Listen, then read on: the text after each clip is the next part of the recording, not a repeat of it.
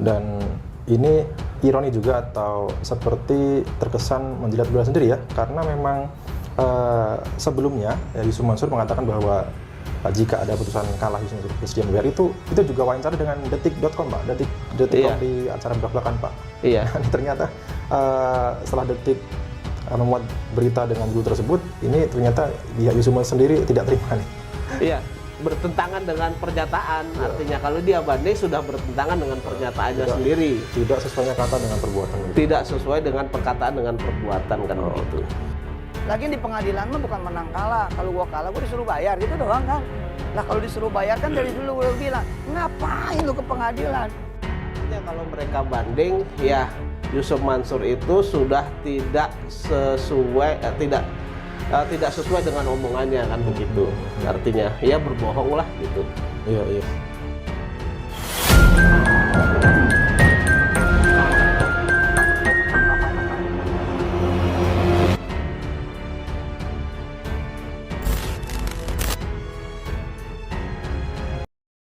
Assalamualaikum Pak Zaini. Waalaikumsalam warahmatullahi wabarakatuh, Mas Haji. Gimana kabarnya Pak? Sehat Pak? Alhamdulillah sehat Mas. Oke, Ya. Pak Zaini.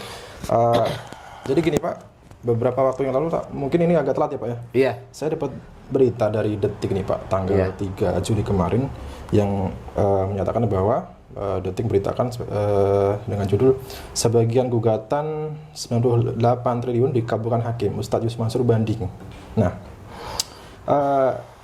ini dengan adanya upaya banding ini Pak, padahal sebelumnya Yusuf Mansur sudah berkali-kali kita sampaikan Pak, ada statement dari Yusuf Mansur mengatakan bahwa jikalau ada putusan pengadilan yang menyatakan dirinya kalah, ini Yusuf Mansur akan siap membayar seketika. Tapi ternyata ini malah banding nih Pak, ini gimana? Ya. Sesuai dengan putusan itu, sesuai dengan putusan Pengadilan Negeri Jakarta Selatan nomor 28 garis miring PDT.G garis miring 2022 garis miring PN Jakarta Selatan. Ya. Itu kan Yusuf Mansur dan kawan-kawan itu kan sudah diputus ya, sudah diputus bahwa Yusuf Mansur itu wan prestasi. Ya, ya. Dan harus mengembalikan uang pokok saya, kemudian dengan keuntungan yang jumlahnya hampir 1,3 miliar itu gitu. Nah, saya dapat informasi dari wartawan, kemudian dapat informasi juga dari media bahwa Yusuf Mansur itu setelah diputus tanggal 13 itu 1 minggu kemudian kan banding begitu. Nah, ini masyarakat bisa menilai karena statement atau pernyataan Yusuf Mansur, kalau ada putusan pengadilan yang menyatakan dia bersalah maka dia akan bayar. Kalimatnya tidak ada nunggu inkrah dan lain sebagainya kan begitu kalimatnya, atau tidak akan banding dan lain sebagainya kan tidak ada. Artinya kalau mereka banding ya Yusuf Mansur itu sudah tidak sesuai dengan omongannya kan begitu. Artinya ya berbohong lah gitu. Iya, iya. Oke, ini saya bacakan beritanya dari Detik ya. Bertentangan dengan pernyataan, artinya kalau dia banding sudah bertentangan dengan pernyataannya sendiri. Tidak sesuainya kata dengan perbuatan begitu. Tidak sesuai dengan perkataan dengan perbuatan kan begitu. Oke, kita bacakan dari berita dari Detik ya. Pengadilan Negeri Jakarta Selatan, PN Jaksel menyatakan Ustadz Yusuf Mansur atau IM ingkar janji dalam perjanjian bisnis batubara dengan jemaahnya Zaini Mustafa. Meski gugatan Zaini Mustafa yang menggugat Ustadz Yusuf Mansur senilai 98 triliun tak dikabulkan seluruhnya, tapi Zaini Mustafa sudah bersyukur gugatannya dikabulkan sebagian. Nah, kini Ustadz Yusuf Mansur mengajukan banding atas vonis itu ya. Iya banding, kata Humas PN Jaksel Juyanto saat dikonfirmasi dari Detik. Jadi ini valid ya beritanya. Dan tak hanya itu Pak, ini tampaknya Yusuf Mansur seolah tidak terima dengan adanya berita bahwa dirinya kalah Pak. Ini terbukti bahwa lawyer Yusuf Mansur ini memberikan peringatan Pak kepada Detik yang sudah memuat berita dengan judul PN Jaksel ketok putusan gugatan 98 triliun ke Yusuf Mansur, ini vonisnya ya. Yeah. Dan sudah diberikan peringatan. Kemudian hak jawab ini Pak ya. Hak jawab, Pak jawab. Iya. Muhammad Yunus dan juga Ari Sunaranya yang merupakan lawyer dari Yusuf Mansur. Nah, ini tanggapan gimana? Seolah-olah Yusuf Mansur ini tidak terima dengan beritanya yang menyatakan bahwa dirinya kalah ini Pak. Ya. Kan sudah sesuai dengan fakta ya. Fakta putusan Pengadilan Negeri Jakarta Selatan tingkat pertama itu kan jelas telah memutuskan ya. Bahasa orang awam bisa putusan, kemudian bisa vonis, itu bahasa orang awam kan begitu. Di dalam putusan tersebut itu dinyatakan bahwa tergugat 1 PT Adi Partner Perkasa, tergugat 2 Adiansah sebagai Direktur Utama PT Adi Partner Perkasa, kemudian Yusuf Mansur sebagai Komisaris Utama PT Adi Partner Perkasa, terus kemudian BMT Darussalam. Ya, itu tergugat 4. Jadi tergugat 1, tergugat 2, tergugat 3, tergugat 4 itu dinyatakan wan prestasi. Itu putusan pengadilan, harus dihormati tingkat pertama.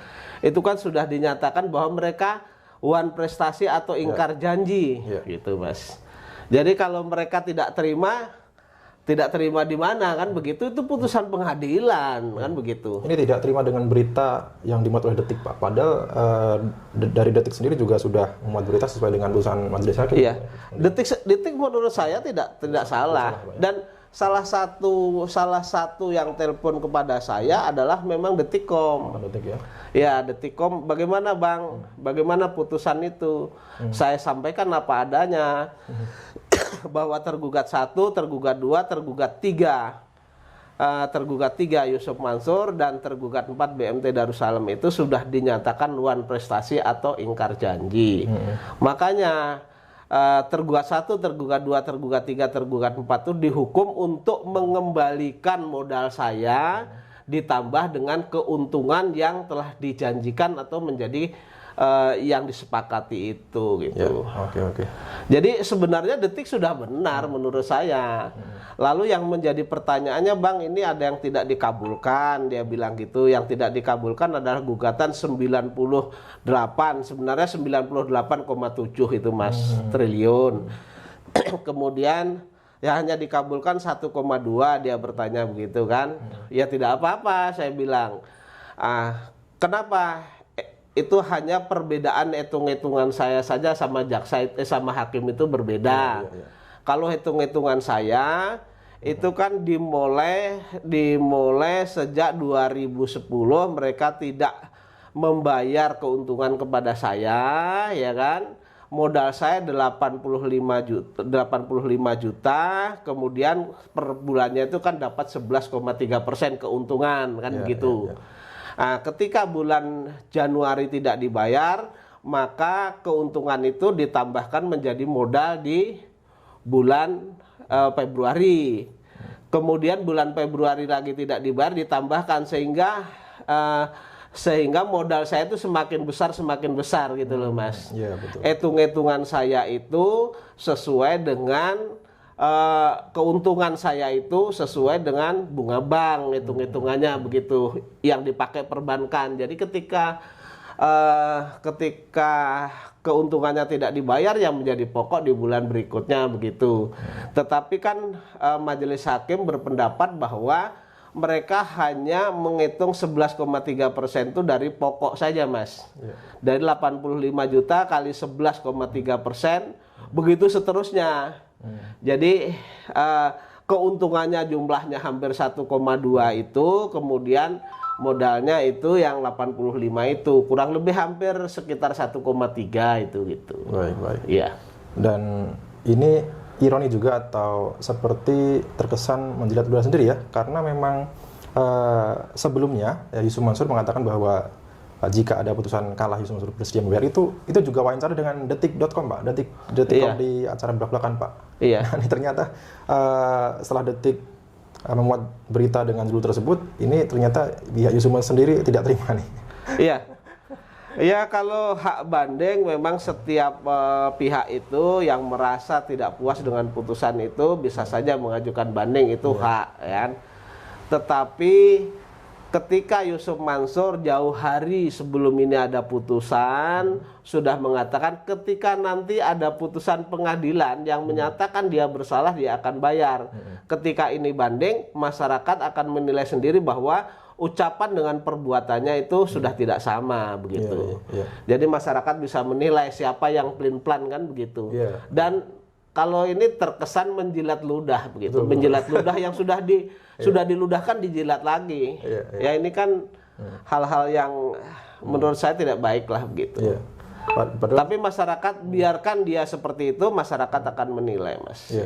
Padahal sebelumnya ya di sesi wawancara dengan Detik.com mengatakan bahwa jika ada putusan yang menyatakan dirinya kalah, Yusuf Mansur bersih membayar.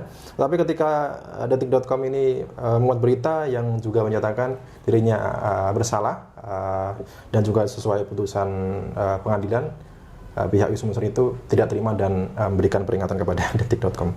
Nah, ini upaya apa saja ya Pak yang bisa dilakukan oleh Yusuf Mansur nanti Pak? Ya, kalau upaya hukum yang biasa itu kan ketika orang diputus di pengadilan negeri tingkat pertama yang merasa tidak puas mereka bisa banding. Kan begitu. Kemudian nanti di tingkat pengadilan tinggi putusan itu ada yang tidak terima lagi, itu yang tidak terima bisa kasasi. Itu upaya hukum biasa. Tetapi ada nanti terakhir itu upaya hukum luar biasa. Hukum luar biasa itu setelah ada putusan pengadilan negeri, pengadilan tinggi, kasasi Mahkamah Agung, itu masyarakat bisa PK begitu. Ya, mengajukan permohonan peninjauan kembali begitu. Pak. Tapi bagi saya Yusuf Mansur dan kawan-kawan itu mau banding ya tidak masalah. Ya kan nanti kita lihat materi hukumnya sampai dengan ya setidak-tidaknya upaya biasa atau upaya luar biasa kan begitu. Saya siap kok melayani Mas Haji. Dibikin tanda ya ditebalkan, kemudian digaris bawahi, kemudian dikasih tanda kutip bahwa Zaini Mustofa itu siap melayani bandingnya Yusuf Mansur. Tidak akan gentar sedikit pun. Ya. Maksudnya kalau nanti banding, kasasi dan PK itu prosesnya seperti apa Pak? Atau mungkin nanti ada pengadilan? Jadi pengadilan tinggi itu para pihak itu nanti yang banding itu merupakan hak tapi bukan kewajiban. Dia nanti mengajukan memori banding, Mas. Nah, nanti memori banding itu akan dikirim kepada saya, terbanding, nanti saya akan mengajukan kontra memori bandingnya.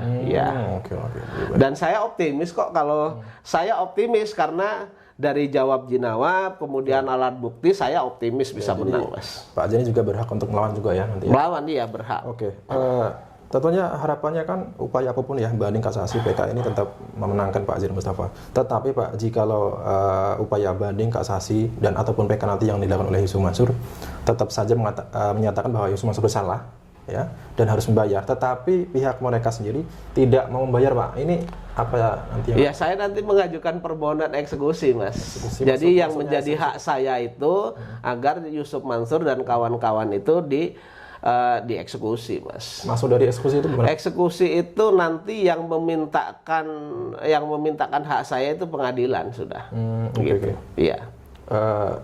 Jadi yang dieksekusi atau yang dieksekusi sita atau gimana sih maksudnya? Jadi begini, karena ini kan sita jaminan saya tidak dikabulkan. Ketika ini banding, tentu nanti saya akan minta pengadilan tinggi menguatkan putusan pengadilan negeri dan sekaligus mengabulkan apa yang tidak dikabulkan di pengadilan negeri itu. Jadi saya tetap nanti minta mengajukan permohonan sita jaminan terhadap rumah Yusuf Mansur dan kantor BMT Darussalam yang berada di Press Market sini, Mas. Nah, ketika katakanlah yang terjelek itu tidak dikabulkan semua, tetap nanti saya ketika ini sudah menang, sudah inkrah, saya akan mengajukan permohonan eksekusi.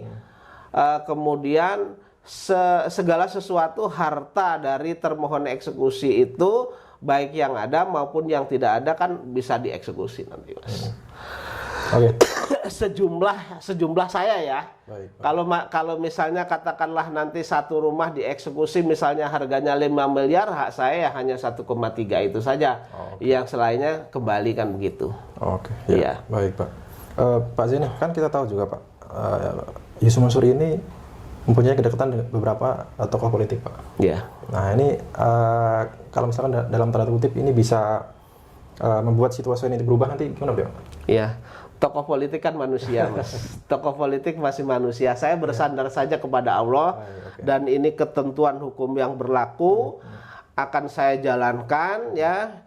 Kemudian kalau memang nanti ada upaya dari Yusuf Mansur dan lain-lain untuk mempengaruhi melakukan partai politik dan sebagainya, sebagaimana saya katakan, saya menang atau kalah itu tidak masalah, tetapi nanti putusan ini akan saya jadikan referensi untuk membuat buku, Mas. Baik, oke. Sehingga kalau nanti toh ada putusannya mengalahkan saya dan itu ada pelanggaran hukum, tentu nanti akan menjadi bacaan para mahasiswa hukum ya, para mahasiswa hukum, kemudian kajian para ahli hukum dan lain sebagainya. Baik, Pak. Dan saya siap kok dengan kondisi ini. Ibaratnya nanti ada universitas yang mau membuka bahwa ini mau dibuat seminar, kita bedah perkaranya, kita bedah kasusnya, nggak masalah bagi saya. Oke. Secara akademis saya pertanggungjawabkan kan begitu. Baik, oke, Pak. Ya, tentunya apapun nanti upaya dari pihak mereka ya, pihak tergugat ini, Yusuf Mansur dan kawan-kawan, dengan upaya banding, kasasi ataupun PK, ini tetap saja memenangkan gugatan Pak Zaini Mustafa. Oke, Pak, sebagai penutup ini, Pak, kesimpulannya, Pak, ini kan Yusuf Mansur seolah-olah selama ini dikdaya merasa di posisi yang benar, seolah-olah tidak merasa bersalah dan tidak mungkin kalah. Dan ternyata ini ketika putusan pengadilan menyatakan dirinya bersalah atau kalah, pihak Yusuf Mansur tidak terima dan juga melakukan upaya hukum banding dan seterusnya, Pak. Ini gimana kesimpulannya, Pak? Iya, intinya beginilah, intinya kita bersifat bijaksana, intelektual, ya. Ketika itu memang ada kekalahan dan itu kita kaji sesuai dengan fakta-fakta hukum, tentu seharusnya legowo lah begitu. Nah, ketika ini melakukan upaya hukum, walaupun itu hak dan itu juga sudah bertentangan dengan statement awal kan, pernyataan awal itu gitu. Jadi menurut saya masyarakat bisa melihatlah apakah perbuatan Yusuf Mansur ini elok atau tidak, kita serahkan kepada masyarakat lah menilainya gitu. Biar masyarakat sendiri yang menilai, Pak, ya? Iya. Oke, baik, Pak. Kita sedikit saya tambahkan, Mas. Silakan, Pak. Jadi ada turut tergugat. Turut tergugat itu adalah pondok pesantren Yusuf Mansur itu. Nah, pondok pesantren Yusuf Mansur itu saya jadikan turut tergugat karena instruksi dari Yusuf Mansur dan brosur yang sampai kepada saya itu bahwa keuntungan yang separuh 14,3% itu instruksi dari Yusuf Mansur dan sesuai dengan brosur itu kan diserahkan sebagai sedekah kepada pondok pesantren itu. Jadi kalau Yusuf Mansur tidak mengakui bahwa mereka tidak terlibat, ini kan lucu. Tidak mungkin Yusuf Mansur tidak terlibat, kemudian yang bagian separuhnya kepada pondok pesantren. Dan innalillahi wa inna ilaihi raji'un lagi, Mas, kalau ini kan setelah menerima uang kemudian tidak tahu rimbanya uang itu kemana kan. Kalau itu masuk ke pondok pesantrennya Yusuf Mansur, ya, uang yang mengalir dari Jamaah Darussalam itu sekitar yang belum dikembalikan 46 itu mengalir kepada pondok pesantren Yusuf Mansur, berarti Yusuf Mansur memasukkan uang haram di dalam pondok itu. Ketika mereka memasukkan uang haram untuk kebaikan, apakah ini masih dapat berkah atau tidak? Saya kira tidak dapat berkah, Mas. Kalau uang haram yang dibuat pondok pesantren itu gitu. Ya, seharusnya untuk membersihkan nama ataupun pondok pesantren Yusuf Mansur ini itu ya salah satunya dengan cara mengembalikan seluruhnya uang dari para investor begitu Pak Iya. ya? Seharusnya Pak ya. Karena yang menjadi topik utama bahwa kita diminta untuk menjadi investor itu adalah keuntungan yang 14,3 itu akan digunakan untuk pondok. Baik. Kan begitu. Tetapi ketika uang itu masuk ternyata tidak jelas rimbanya, tidak jelas alasannya, tiba-tiba menghilang begitu saja. Kalau benar masuk ke pondok, artinya Yusuf Mansur itu membangun pondok dengan uang haram ini. Iya. Oke. Tapi kan yang tahu uang itu larinya kemana, uang jamaah itu adalah tergugat satu, PT Adi Partner Perkasa, kemudian direktur utamanya Adiansa, kemudian komisarisnya Yusuf Mansur, kemudian BMT Darussalam, yang tahu ya orang-orang itu kan begitu. Baik, oke Pak. Iya. Baik.